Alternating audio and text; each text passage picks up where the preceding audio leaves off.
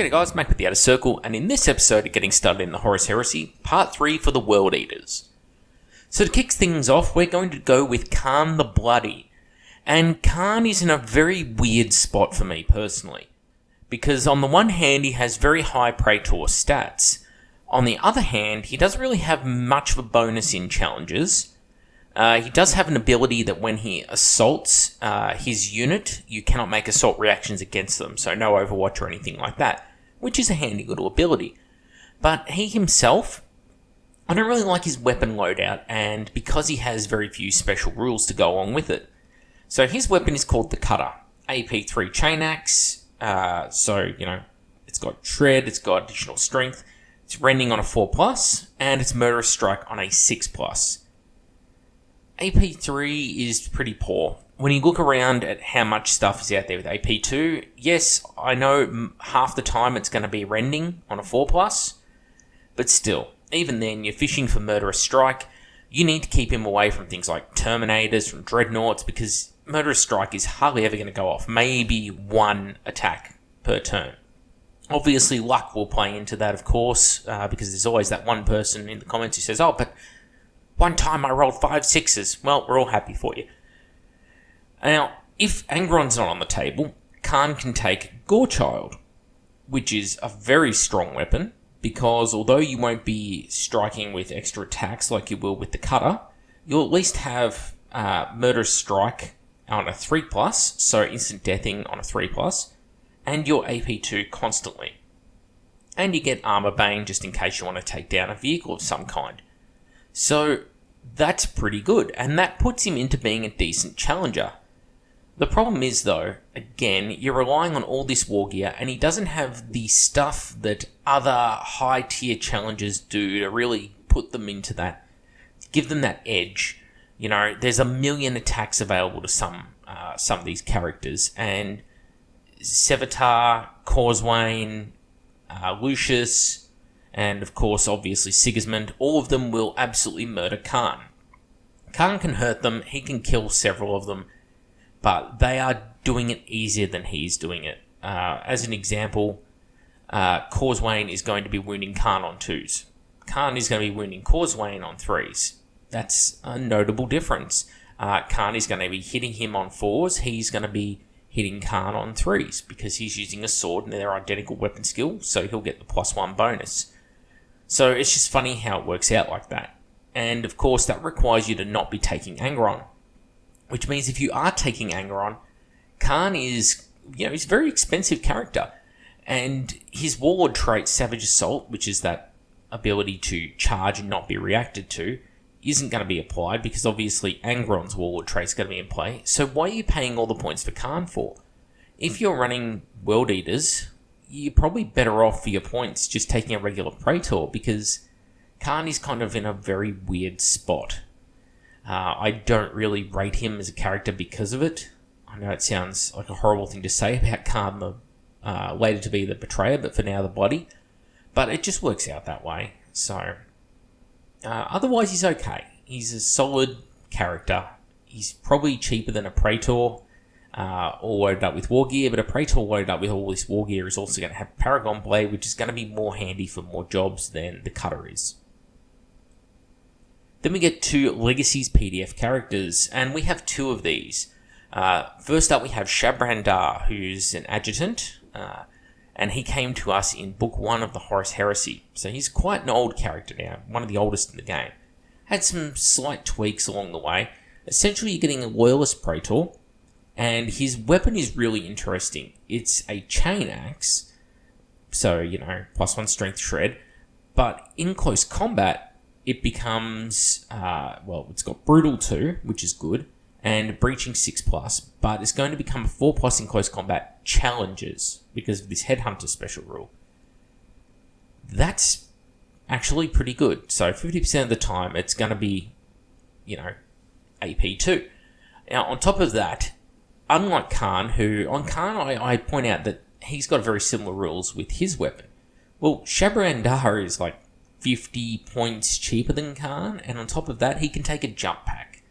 So the versatility is much greater here because you could put him in a vehicle with unit or put a jump pack on him and have him assault across the battlefield with your assault squads as a loyalist world eater.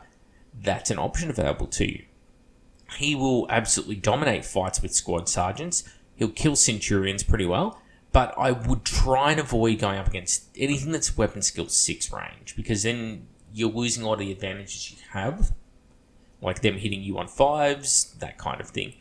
So keep that in the back of your head. But for how cheap he is, like even with jump pack, he's like 165, 170, 165, I'm going to say, points.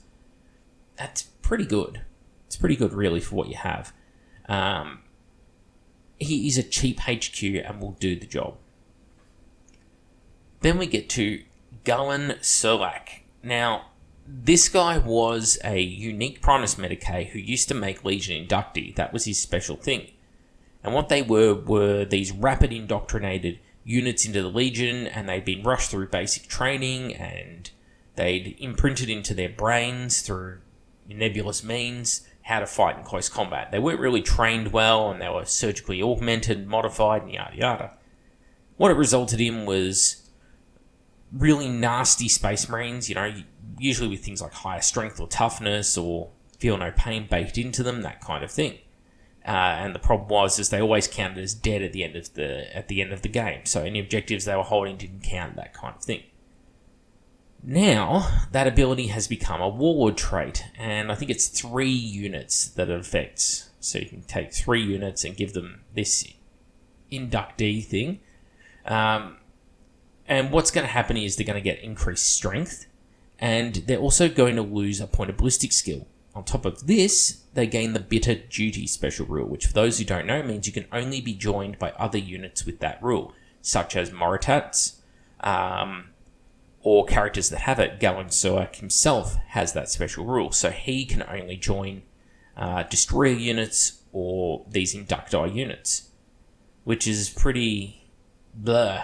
He's not the kind of character that you take to be your ward because he's a support character. He's a Primus Medicae, and he doesn't have the war gear to go toe-to-toe with basically any Praetor. I wouldn't be surprised if he could get cut down by someone as weak as Elverax Morn in close combat. So, yeah, not great. So here we have a character who can only be escorted by destroyers or his inductee. This same character can only go toe-to-toe with maybe consoles, definitely not Praetors. And you rely on him being the warlord to actually get his ability. It's just a hard pass for me.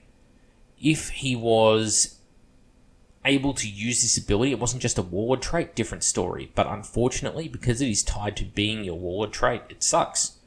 Because he's not strong enough to take as your warlord. It's really the be-all end-all of it. In World Eaters, you rely on your characters, so they need to be good, and this guy is not it.